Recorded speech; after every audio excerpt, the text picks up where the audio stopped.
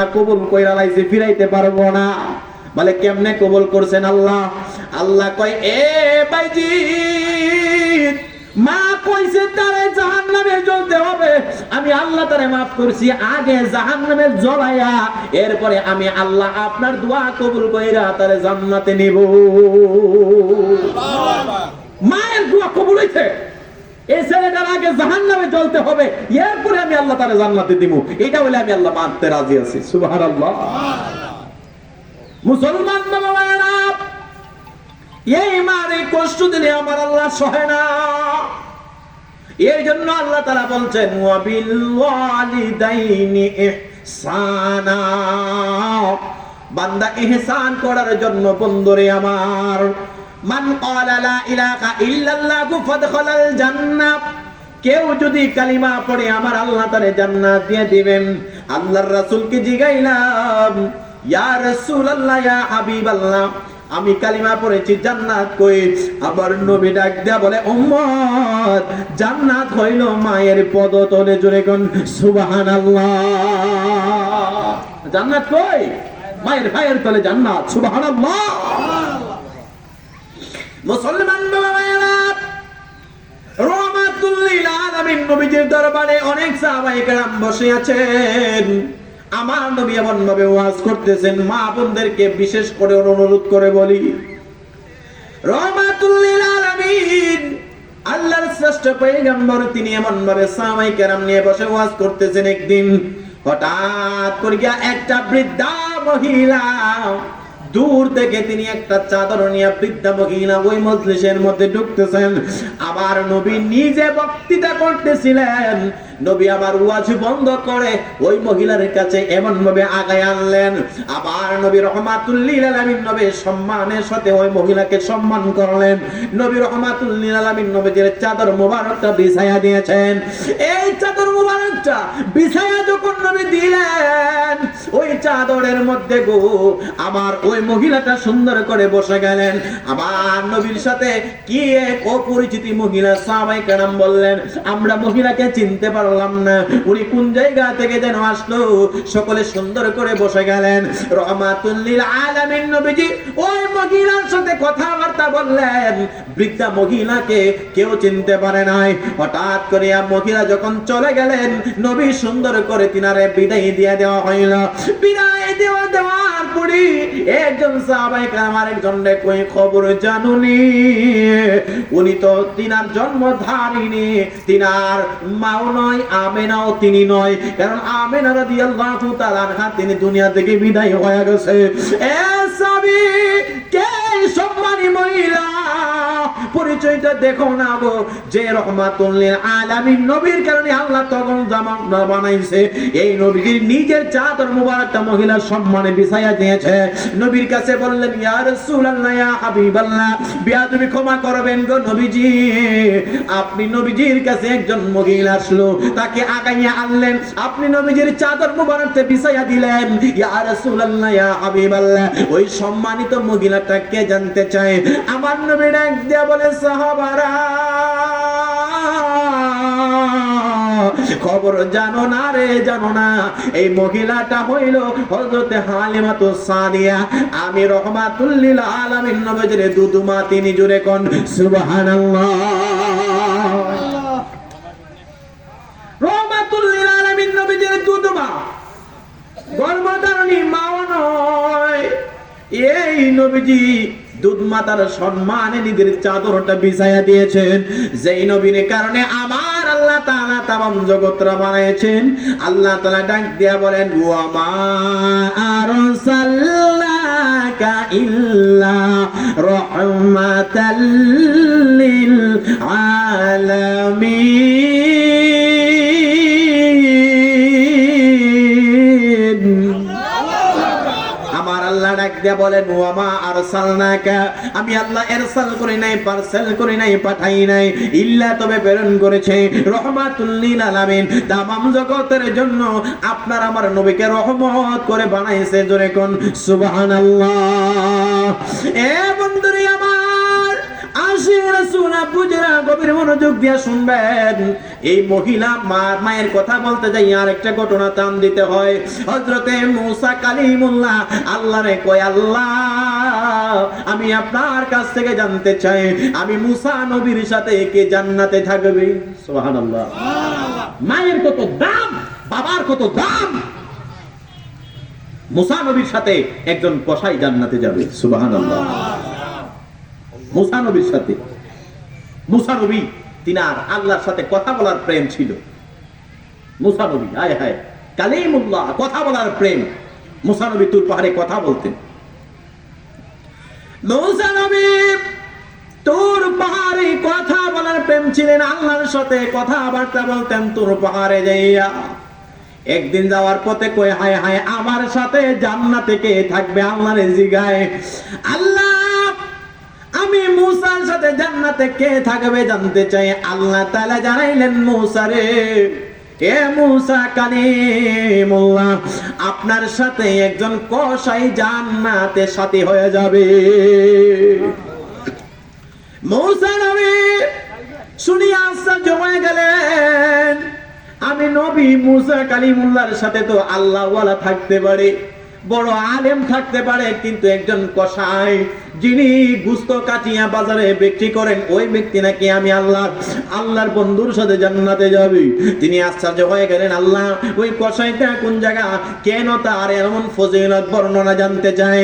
আল্লাহ জানাইলেন মূসা রে, উনি অমুক বাজারের মধ্যে কসাই গোশত বিক্রি করেন। মূসা নবী চলে গেলেন ওই বাজারে। সারাদিন পরে যখন সন্ধ্যা হয়ে গেছে রে বন্ধু, মা বাবার খেদমত করলে কি লাভ হয়? মূসা নবীর সাথে জান্নাতের সাথে হওয়া যায়। মা বাবা দোয়া করলে কি লাভ হয়? ওই মূসা নবী যেই মাত্র কসাইয়ের দোকানে গেলেন, যাই দেখতেছেন তিনি সারাদিন ব্যবসা বাণিজ্য করিয়া একটা গড়ের মধ্যে যাওয়ার জন্য নিয়ত করলেন। ব্যবসা বাণিজ্য সব শেষ করলেন। তিনি কিছু গোশত যেই খানের মধ্যে নিলেন, তিনি শরীর সবকিছু পরিষ্কার করে না কসাই বাড়ির দিক দিয়ে রওনা করেছেন। মূসা নবী আশ্চর্য হয়ে গেলেন, এই কসাই নাকি গোশত বিক্রেতা আমার সাথে জান্নাতে যাবে। হায় হায়, তিনি পিছনে পিছনে রওনা করলেন। আল্লাহরে কই, আল্লাহ তার বিশেষত্ব কি? আল্লাহ কই, আজকে তার বাড়িতে মেহমান হয়ে গেলে আপনি বুঝতে পারবেন এই মানুষটা আমি আল্লাহর সাথে কেন জান্নাতে আপনি মূসার সাথে থাকবে। বলুন সুবহানাল্লাহ।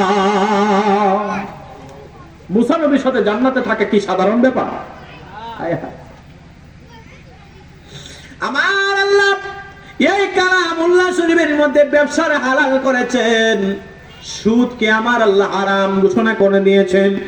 আল্লাহ তাআলা বললেন বিসমিল্লাহির রহমানির রহিম ওয়া আহাল্লাল্লাহুল বাই'a ওয়া হারামার রিবা।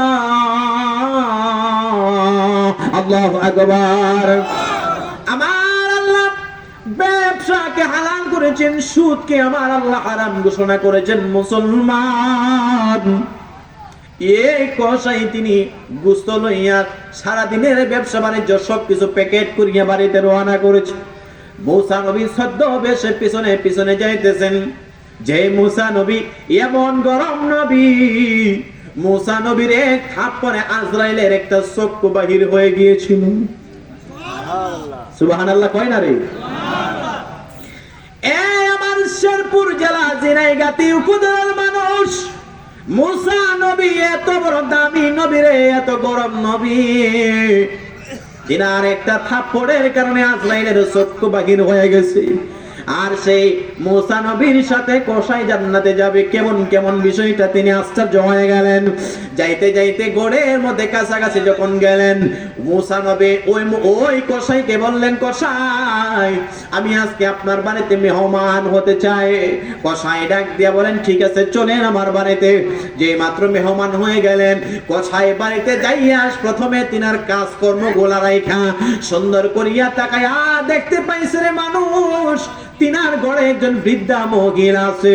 ওই মহিলাকে সুন্দর কইরা তিনি এমন ভাবে কাপড় চোপড় পরিষ্কার করে দিলেন, প্রস্রাব পায়খানা নিজের হাতে হাতে তিনি সুন্দর করে পরিষ্কার করলেন, হাসি মুখে দেখিয়া দেখিয়া।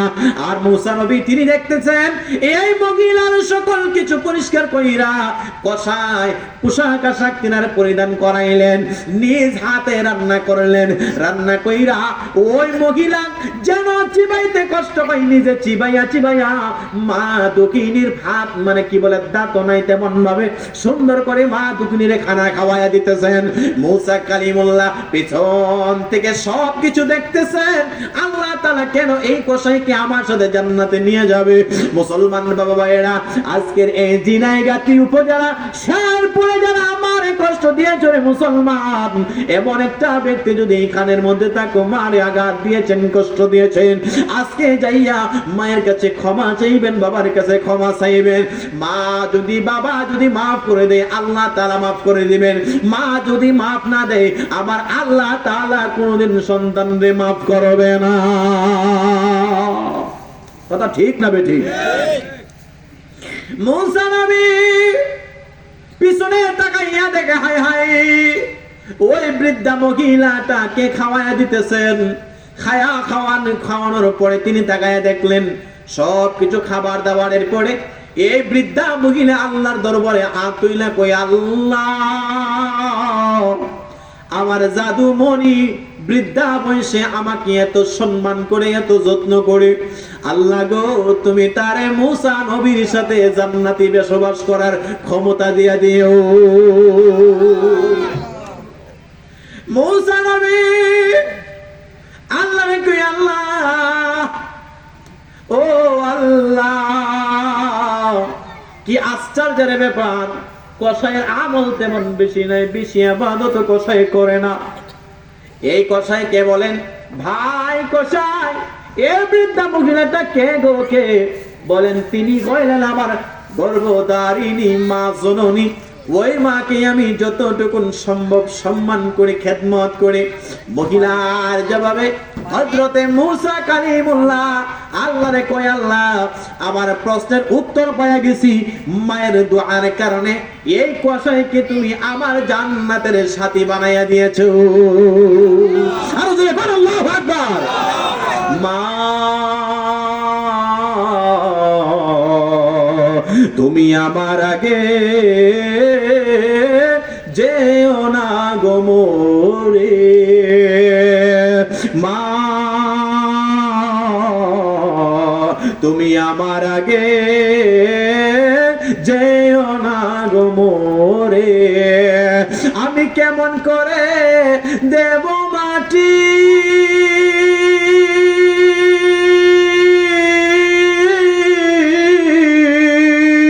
কেমন করে দেব মাটি তোমারই কবরে,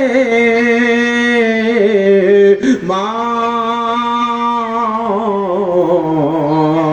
তুমি আমার আগে যেও না গো মোরে।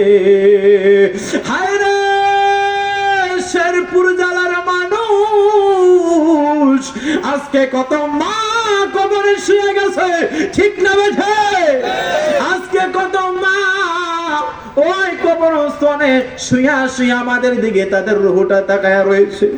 আজকে এই মাহফিল থেকে সন্তান নি ওই মারে একটু দোয়া কইরা দিবে রে, আমার আল্লাহ নি সন্তানের দুয়ার বদলতে মায়ের কবরটা বাবার কবরটা জান্নাতের বাগান কইরা দেয়।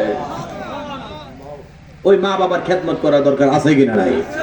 মুসলমান এবার আসুন আমি আরেকটা সাবজেক্টে যাচ্ছি, কষ্ট হচ্ছে আপনাদের, একটু দরুদ শরীফ পড়ি। আল্লাহুম্মা সাল্লি মাশাআল্লাহ মাশাআল্লাহ জোরে জোরে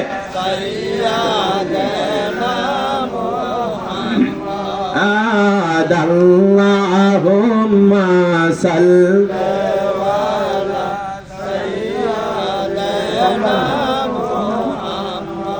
মদনা বিয়ানা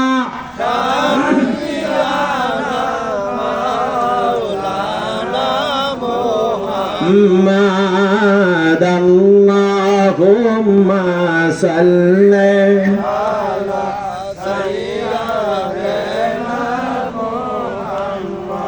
আল্লাহুম্মা সাল্লি ওয়া সাল্লিম ওয়া বারিক আলাইহি, জোরে বলুন আল্লাহু আকবার। আর একটু আস্তে করেন আল্লাহু আকবার। মুসলমান বাবা ভাইরা, আল্লাহ তাআলা কোরআনের মধ্যে আয়াত নাযিল করে দিয়েছেন, কুল্লু নাফসিন যায়িকাতুল মাউত। আমি জানতে চাই এখানে কে কে মরতেন না, হাত তুলেন। একজন, দুইজন, কেডা জানে হাত তুললাম মরাই লাইছে মাথায়। আচ্ছা মরতেন না, মরতো না, মারহামা কর না। আমি ময়মনসিংহ এক মাহফিলে বলছিলাম, কেডা কেডা বিয়া করছেন না, এক মুরব্বি দাঁড়াই গেছে।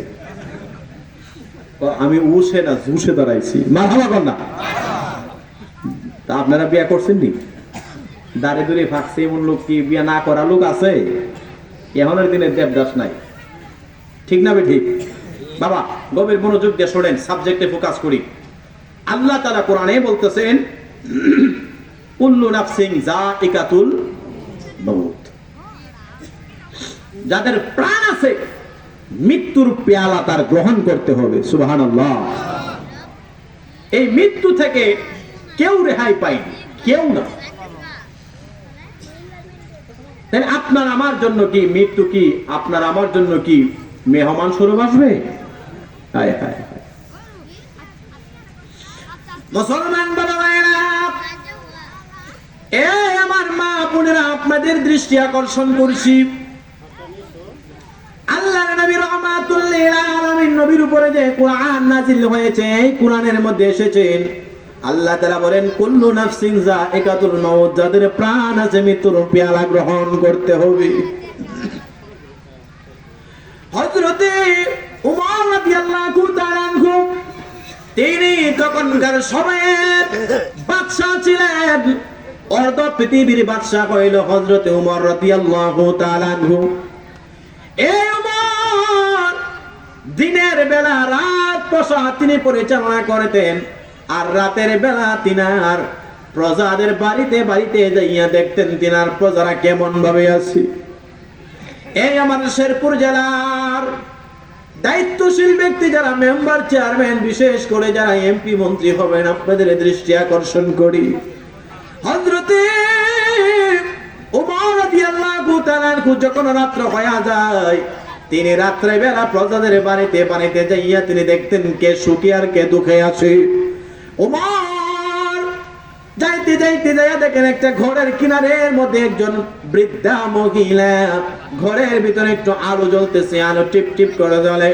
ওই মহিলার ঘরের কাছাকাছি যাইয়া দেখতেছেন তিনি একটা চুলার ভিতরে আগুন জ্বলাইয়া একটা পাতিলের ভিতরে গরম পানি এমন ভাবে জাল দিতেছেন, লাকড়ি দিয়া জাল দিতেছেন। হযরতে ওমর রাদিয়াল্লাহু তাআলা আনহু তাকায়া দেখতেছেন বৃদ্ধা মহিলা জাল দেয়, আর তিনার কয়েকটা সন্তান কান্না করতে করতে আওয়াজ দিয়ে বলতেছে, মা আমাদেরকে খানা দেন। এই মহিলার আওয়াজ মাত্র শুনলেন, ওমর রাদিয়াল্লাহু তাআলা আনহু ছদ্মবেশে ডাক দিয়া বলে, মা সন্তানগুলা কেন কান্না করে গো মা? মহিলার জবাবে, এই ওমর রাদিয়াল্লাহু তাআলা আনহুর জবাবে মহিলা কই, বাবারে আমাদের এই জামানার মধ্যে যিনি রাজা আছেন তিনার নাম কইল হযরতে ওমর, কিন্তু ওমরের জামানায় আমরা না খাই আছি, আমরা প্রজা হয়ে রইলাম। আল্লাহ তিনারে সেই দায়িত্ব দিয়েছেন, তিনি তিনার এই প্রজাদের খবর তিনি নিলেন না। অথচ এই সন্তানের বাবা নাই, না থাকার কারণে তাদেরকে আমি মুখে খাবার দিতে পারি না। রাতে যখন হয়ে গেছে সন্তানরা যেন বুঝতে পারে আমি রান্না করতেছি, এই জন্য চুলার মধ্যে গরম পানি বিছাইয়া গরম পানি করতে করতে আমার ছেলেরা কান্না করতে করতে ঘুমায়া যায়। আমি আমার আল্লাহর দরবারে হাসরের ময়দানে বিচার দেব, ওই উমরের নামে বিচার দিব। তিনি আমার এই সমাজের মধ্যে একজন প্রতিনিধি ছিলেন, কিন্তু আমার এই সমাজের প্রতিনিধির মধ্যে তিনার সমাজে এইখানের মধ্যে তিনার প্রজারা কষ্ট করে গেছেন। হযরতে উমর চোখের পানি ফালাইয়া ডাক দিয়ে বলেন, মা একটু দাঁড়ান, আমি একটু আসতেছি। তিনি দৌড়াইয়া কোষাগারে গেলেন, বাইতুল মালে গেলেন, নিজে বস্তার ভিতরে খাবার ঢুকাইলেন, গোশত ঢুকাইলেন, নিজে বস্তার ভিতরে রুটি ঢুকাইলেন, কিছু টাকা ঢুকাইলেন, পাশাপাশি চর্বি ঢুকাইলেন, কাপড় ঢুকাইলেন। তিনি ডাক দিয়া বলতেছে, আমার এই রাজ্যের মানুষেরা রে, আমার সাথে যারা আছো, হুজুর যারা আছো, এই বস্তাটা আমার মাথার মধ্যে উঠাইয়া দাও। কেউ সাহস করতে পারে না, কারণ উমর হইল অর্ধ পৃথিবীর বাদশাহ। জুড়ে জুড়ে কন্যা সুবহানাল্লাহ। অর্ধ পৃথিবীর বাদশাহ উমর, তিনি আশ্চর্য হয়ে গেলেন। রাজা যদি ধরেন আমাদের দেশে বর্তমানে ডক্টর ইউনুস আছেন, উনি নিজের মাথায় যদি কান্দ কইরা কিছু খাবার নিয়ে যা, আমাদের দেশের উপদেষ্টারা কইতো না, আরে কি হইছে বলতো না?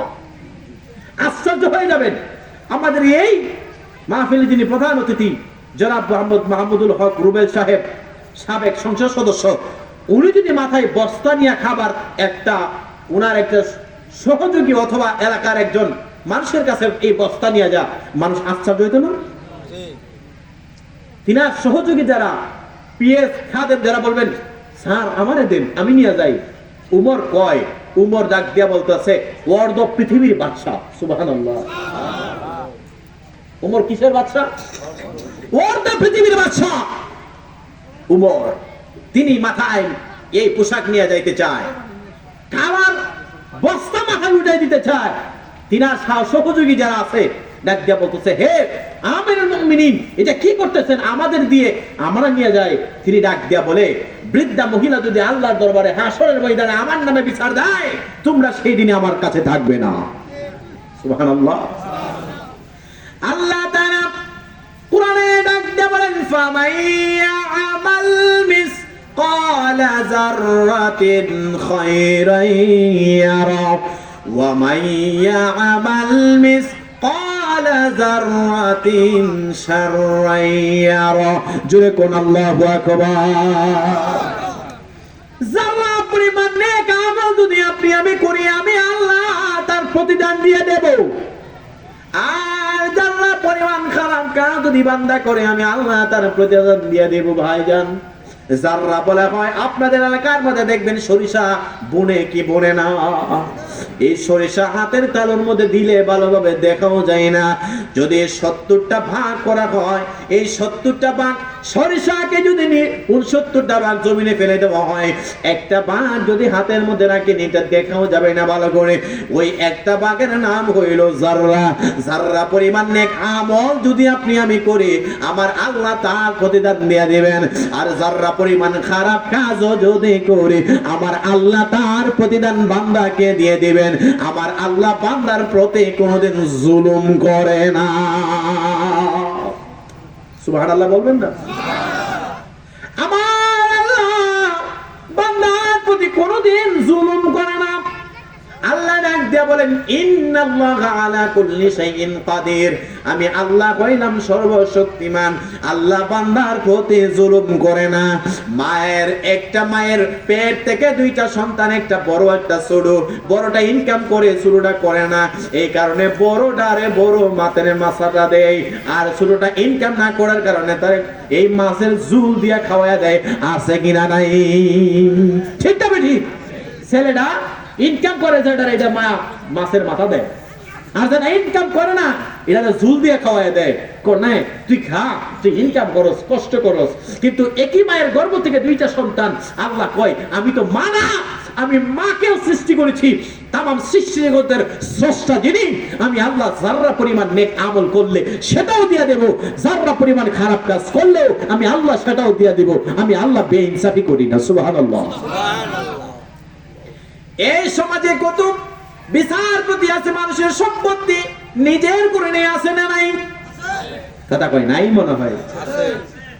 কত মা বোনেরা অপরের সম্পত্তি মেরে দেয়, কত বাবা ভাইরা ব্যবসায়ীদের সম্পত্তি ওজনে এমন ভাবে কম দেয়, ব্যবসায়ীরাও এমন ভাবে খারাপ কাজ করে। মুসলমান, যদি আপনি আল্লাহর কোরআন বিশ্বাস করেন, কবর আল্লাহকে যদি মানেন, নবীরে যদি মানেন, হাসর যদি মানেন, কোনোদিন ওজনে কম দিবেন না, মা বাবার সাথে খারাপ আচরণ করবেন না, মানুষের সাথে খারাপ আচরণ করবেন না, মানুষকে ঠকাবেন না, এই আইনের মধ্যে, বিচারকের মধ্যে আপনি কোনোদিন বেইনসাফি করবেন না। আমার আল্লাহর কাঠ গড়ায় আপনাকে আমাকে দাঁড়াতে হবে কি হবে না? হযরত ওমর, হায় হায়, ওয়ার্দ পৃথিবীর বাদশা যিনি ছিলেন, তিনি মাথার মধ্যে বস্তা লইয়া রওনা করেছেন। পিছনে কয় তিনার প্রজারা, হুজুর আমাদের কাছে দেন না রে, হাসরের ময়দানে মহিলা আমার নামে বিচার দেবে, কারণ আমি ওই মহিলারে ইনসাফ করতে পারি নাই। রাতের বেলা ওই বৃদ্ধা মহিলার ঘরে নিয়ে খবর পৌঁছাইয়া দিলেন। ডাক দিয়া বলে, মা, এই খাবারগুলো আপনি আপনার ছেলে মেয়েকে, যারা এই না খায়া ঘুমাইছে, তাদেরকে উঠান, উঠাইয়া খাবারগুলো খাওয়ান।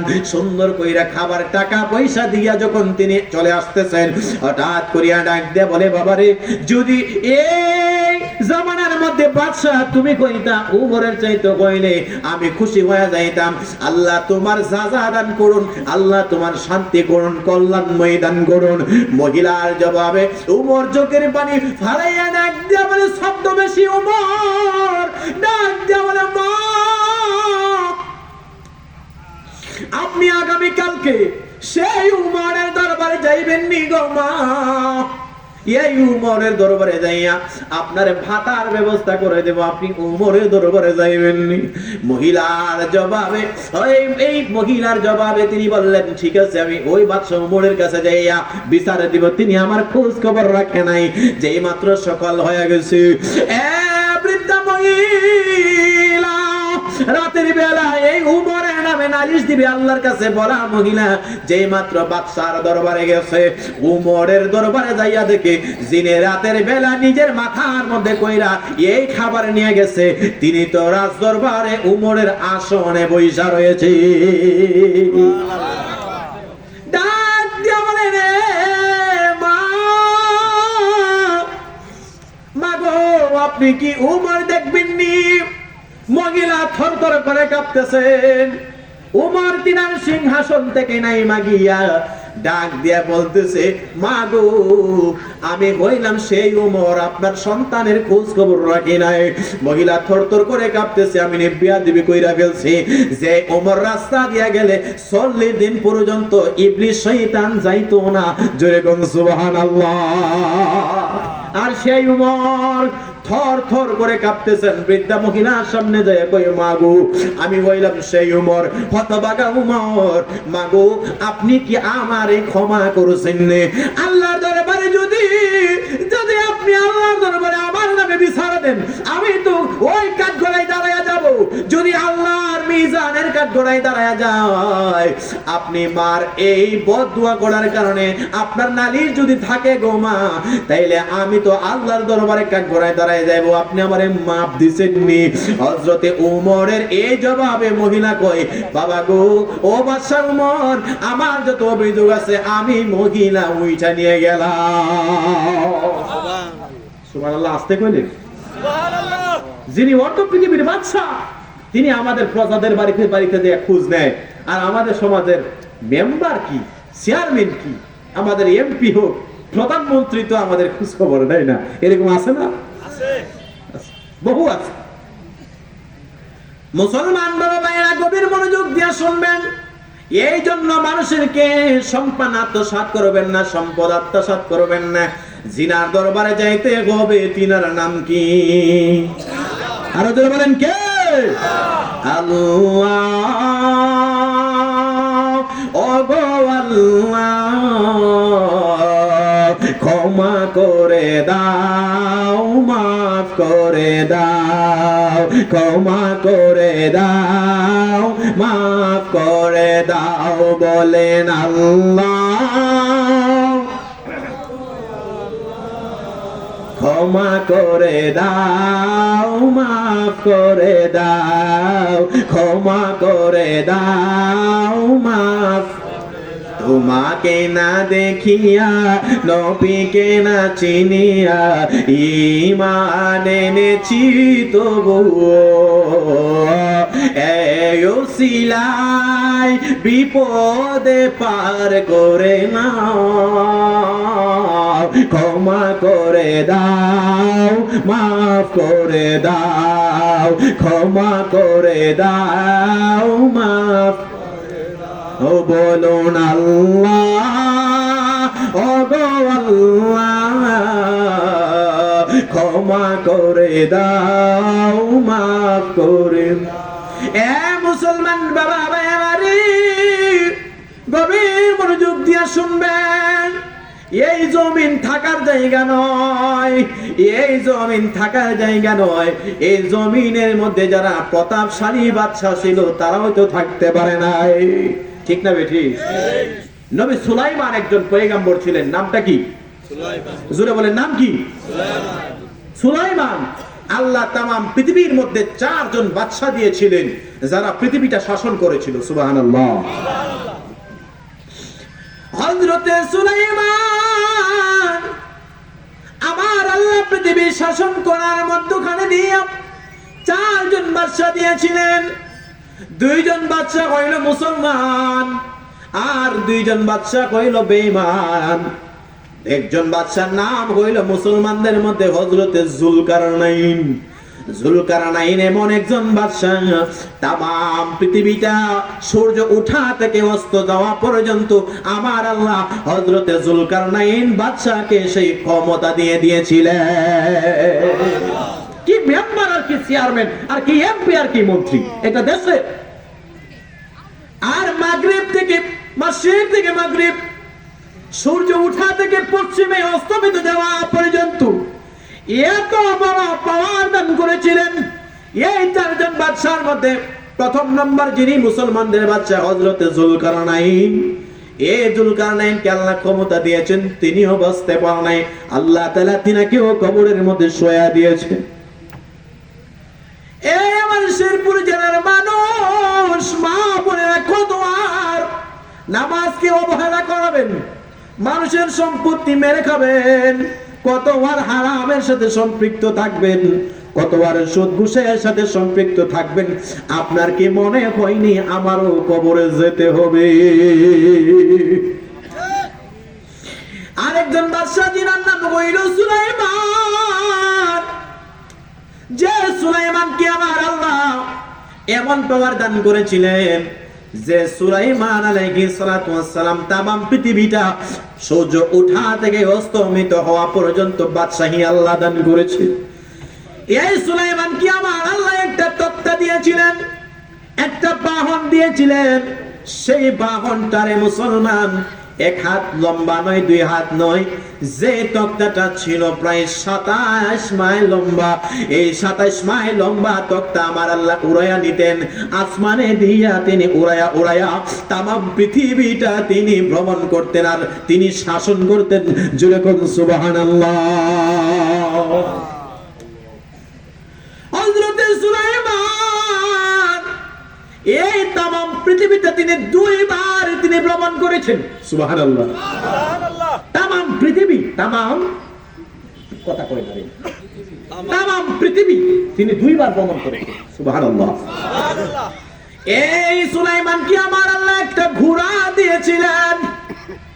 সেই ঘোড়াটা কিতাবে আসলে এত বড় একটা ঘোড়া, যে ঘোড়াটার একটা দৌড়ে 12,000 মাইল তিনি এই একটা ঘোড়া লাফে তিনি চইলা যাইতেন। এত বড় পাওয়ারফুল একটা ঘোড়া সুলাইমান নবীকে আমার আল্লাহ দান করেছেন। এই ঘোড়া দিয়ে একটা চাবুকে প্রায় 12,000 মাইল যাইতেন। এমন ভাবে 12,000 মাইল একটা ঘোড়া দৌড়ায় যাইতো। এই সুলাইমান নবী তিনার জীবন দশায় প্রায় 2 বার পৃথিবীটা ভ্রমণ করেছেন। সেই সুলাইমান প্রতাপশালী বাদশা, তিনার কাছেও আমার আল্লাহ আজরাইল পাঠাইছে। তেলের গাড়ি তেলে চলে, হাওয়ার গাড়ি হাওয়া, বিনা তেলে চালাই গাড়ি নবী সুলাইমান। আমরা সে মুসলমান। সুলাইমান নবী তিনি একদিন এই সিংহাসন নিয়ে আকাশে উড়াইতেছেন। নিচে দিক দিয়ে একজন কৃষক মানুষ, তিনি কৃষি কামারে কাজ করতেছেন। কাজ করার মধ্য দিয়ে দেখলেন হায় হায় আকাশের মধ্যে একটা এত বড় 27 মাইল লম্বা একটা তক্তা যায়, কি যেন আশ্চর্যের ব্যাপার। আল্লাহ কোরআনে সুলাইমান নবীর ঘটনা বড় মজা করে তেলাওয়াত করেছেন। সুলাইমান পয়গম্বর পিঁপড়ার ভাষা বুঝতেন, সুলাইমান নবী জিনের ভাষা বুঝতেন। তামাম পৃথিবীর যত পশু পাখি আছে আল্লাহ তাআলা সুলাইমান নবীর সেগুলো বুঝার ক্ষমতা দান করেছিলেন। বলুন সুবহানাল্লাহ। সুলাইমান এত বড় তক্তা যে মাত্র আকাশে উড়াইয়া যাইতেছেন, নিচে একজন কৃষক তিনি কাজ করতেছেন। কৃষি কাজ করার মধ্যে দেখেন আসমানে তাকায়া দেখেন হায় হায় এত বড় একটা তক্তা যাইতেছে আকাশে দিয়া। এই কৃষক জবান দিয়া বলে বেড়েছে সুবহানাল্লাহ। তিনি যে মাত্র সুবহানাল্লাহ আশ্চর্য তিনি দেখিয়া তেলাওয়াত করে ফেলেছেন। সুলাইমান নবী এই বাতাসে তিনি এই সুবহানাল্লাহর সাউন্ড সুলাইমান নবীর কানে পৌঁছায়া দিয়েছেন। এত আশ্চর্য তিনি দেখিয়া এই কৃষক মানুষ সুবহানাল্লাহ পড়লো। সুলাইমান নবী এই তক্তাটা নিচে নামায়া ফেললেন। নামায়া এই কৃষকরে ডাক দিলেন। কৃষক মনে মনে চিন্তা করলেন, মনে হয় বিয়াদবি করে ফেলেছে। সুলাইমান নবীর কাছে যায় কয় বাদশা সুলাইমান বিয়াদবি হইলে ক্ষমা করে দেন। সুলাইমান নবী কয় না রে না, বিয়াদবি হয় নাই। এই কৃষক এই সিংহাসন দেখিয়া তুমি কি বললা? এই কৃষক কয় হুজুর এত বড় সিংহাসন 27 মাইল লম্বা সিংহাসন, এটা দেখিয়া আমি আশ্চর্যান্বিত হইয়া বললাম সুবহানাল্লাহ। সুলাইমান নবী কয় কৃষক রে তোমার সুবহানাল্লাহ আল্লাহ এত পছন্দ করেছে রে, তোমার সুবহানাল্লাহর চাইতে এই 27 হাত লম্বা 27 মাইল লম্বা এত বড় সিংহাসন দেখে তোমার সুবহানাল্লাহর দাম আর আল্লাহ বাড়ায়া দিয়েছে। 27 মাইল লম্বা, সুবহানাল্লাহ। 27 মাইল লম্বা আল্লাহ তাআলা একটা তক্তা দিয়েছেন, একটা সিংহাসন দিয়েছে। সুলাইমান নবী কয় এই কৃষক তুমি যে আল্লাহর প্রাণ বইরা একটা সুবহানাল্লাহর জবাব দিয়েছো, এই সুবহানাল্লাহর দাম কত জানোনি? এই 27 মাইল লম্বা সিংহাসনের চাইতে তোমার সুবহানাল্লাহর দাম বেশি। ওরে হাওয়ার গাড়ি হাওয়ায় চলে, তেলের গাড়ি তেলে চলে, হাওয়ার গাড়ি হাওয়া বিনা তেলে চালাই গাড়ি। নবী সুলাইমান আমরা সেই মুসলমান। আল্লাহু আকবার। এত বড় পাওয়ারশীল বাদশা সুলাইমান। আমি তো খুতবাতে তেলাওয়াত করেছি কুল্লু নাফসিন যায়িকাতুল মাউত। এত বড় বাদশা সুলাইমান তিনিও কবরে যাইতে হয়েছে। এই আমার মানুষ, আপনার আমার হায়াত মাত্র আসর থেকে মাগরিবের মতো। আপনার হায়াত আমার হায়াত 150-200 বছর হয় না।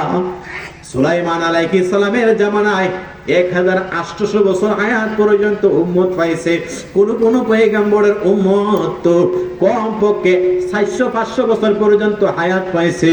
এত হায়াত পায়াও তারা কবরে যাইতে হয়েছে। আপনি আমি মাত্র 60-70 বছরের জিন্দেগি, এই জিন্দেগির মধ্যে মিথ্যা কথায় ভরপুর হয়ে গেছে, হারামে ভরপুর হয়ে গেছে, খারাপ কাজে ভরপুর হয়ে গেছে, জিনা ব্যভিচারে ভরপুর হয়ে গেছে, বেনামাজির কাতারে ভরপুর হয়ে গেছে, সুদখোরের খাতায় নাম লেখায় ফেলছি, ঘুষখোরের খাতায় নাম লেখায় ফেলছি, মহিলারা দাইয়ুসের খাতায় নাম লেখায় ফেলছে। কত অপরাধ আছে রে, সব অপরাধ আপনি আমি কইরা ফেলছি। আপনার কি মনে আসেনি এত বড় বাদশা সুলাইমান তিনিও কবরে গেছে, আপনার আমারও কবরে যাওয়ার আছে কিনা নাই? মুসলমান কবরে যাইতে হইলে মাল সাবানা দেওয়ার দরকার আছে। এই মাল সামানা কি নিতে হবে? আমার আল্লাহ কোরআনের মধ্যে এমন একটা গাইড দিয়েছেন। আল্লাহ বলেন, বাল হুয়া কুরআনুম মাজিদুম ফি লাউহিম মাহফুজ।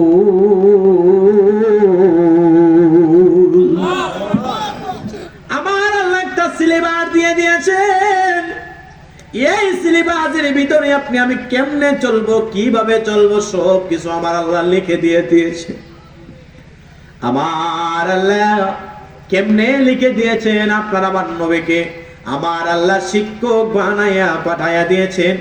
এই কিতাব নবীর উপরে নাযিল হয়েছে লোকে মাহফুজ থেকে। এই কিতাবে আছে আপনি আমি যদি নামাজ আদায় করি, আপনি আমি 5 ওয়াক্ত নামাজ পড়লে, মানুষের হক না মারলে, মা বাবার খেদমত করলে, অপরের হক না মারলে, মানুষের সাথে ভালো আচরণ করলে, আমার আল্লাহর পয়গম্বর জানান উম্মত তোমারে জান্নাতে যেতে কোনো বাধা থাকবে না। কষ্ট তো আব্বা?